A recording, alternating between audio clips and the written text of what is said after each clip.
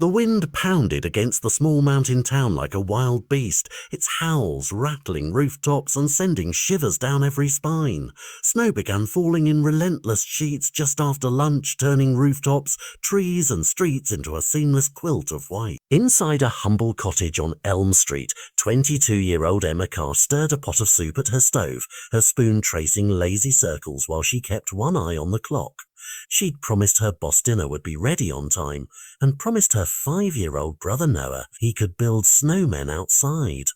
But as the soup simmered and Emma lost herself in her chores, the gusting wind snapped a sudden warning through the door, and her heart lurched with a fear she couldn't yet name. What if Noah had wandered too far? Emma wiped her hands on her towel and peered through frosty glass.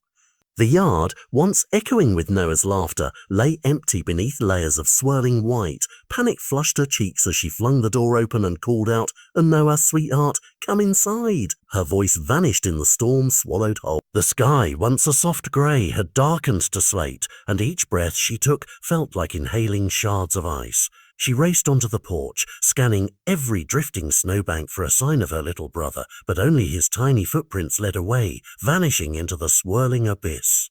Is he playing hide and seek or lost forever? Meanwhile, a short distance from home, Noah's excitement had given way to confusion and fear. His boots sank with every step, melting fluffy dreams of playful snowmen into a heavy slog. He turned in circles, eyes stinging from icy pellets that felt like needles against his skin. "Emma," he called, each plea swallowed by the roaring wind. His tiny hands, wrapped in woolen mittens, had grown numb. His cheeks, once rosy, were pale and icy. When he finally tripped over something hidden beneath the snow and tumbled face first into the bone-chilling ground, the shock of cold stole his strength. Could he ever find his way back?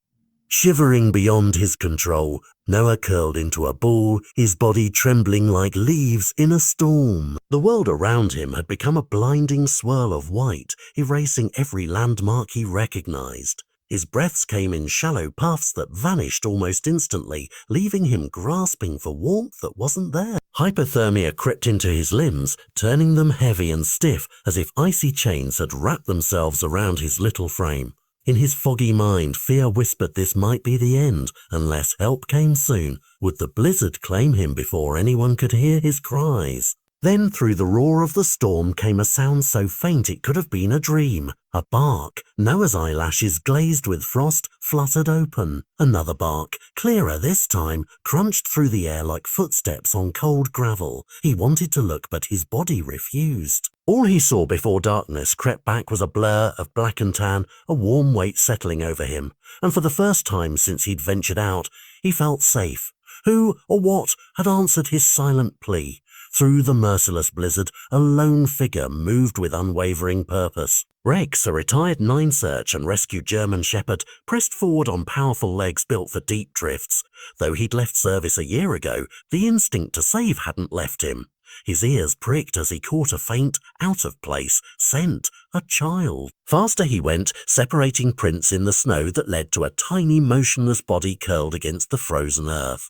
His bark rang out, a warning, a plea to the world, yet the boy remained still. Did Rex dare leave him to fetch help, or stay and risk them both? Standing on instincts older than any command, Rex weighed his options.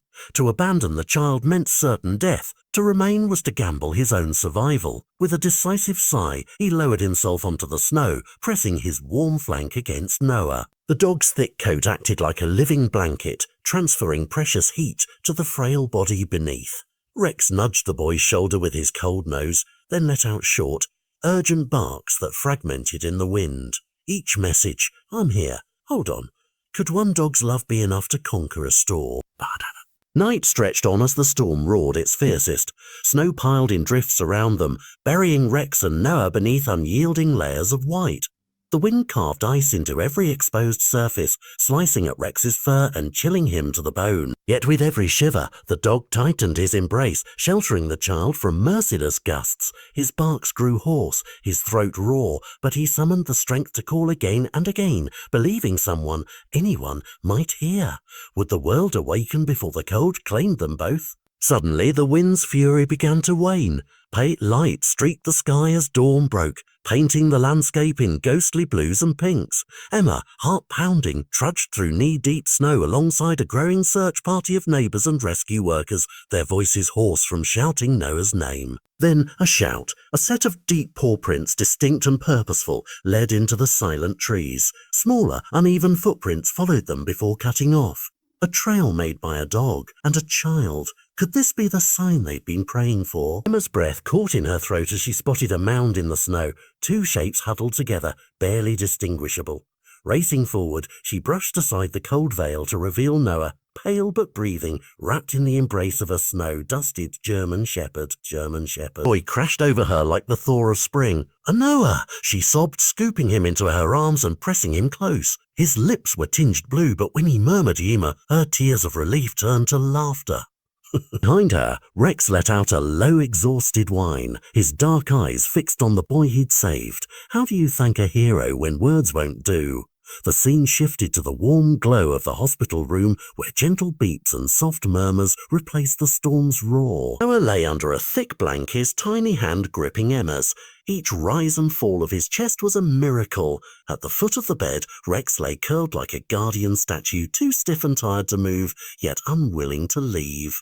Emma stroked his frozen fur, her voice trembling. A thank you for saving him. Rex's dark eyes met hers, filled with an unspoken promise. Could this quiet vigil heal the wounds left by the storm? Days turned into weeks, and the bond between child and dog deepened. Noah, once reserved after losing their parents, found courage in Rex's steady presence. Laughter returned to their home, and Emma watched her brother open his heart to a friend who never judged, never faltered. One afternoon, as they played in a gentle snowfall, a familiar figure approached. Liam Harper, Rex's owner, who had come to check on them. Emma's heart fluttered at the thought of losing the dog who had become her world.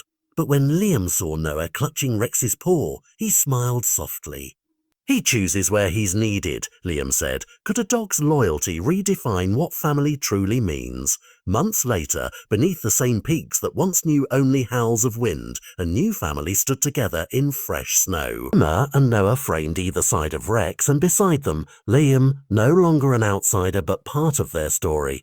The storm had tested them all, but from its brutal white crucible emerged something stronger than fear, love, trust, and the unbreakable bond between a child and a courageous dog. As the first snowflakes of evening drifted down, Noah looked up at Rex and whispered, "A thank you." And with the gentle thump of the dog's tail, the mountain town knew that sometimes heroes come in four-legged coats. What adventures would their unified hearts face next? In the weeks that followed, the trio became local legends in the mountain town. Neighbours stopped them on the street to offer warm blankets and platefuls of homemade stew, gestures of gratitude that still surprised Emma, who'd only sought to keep her brother safe.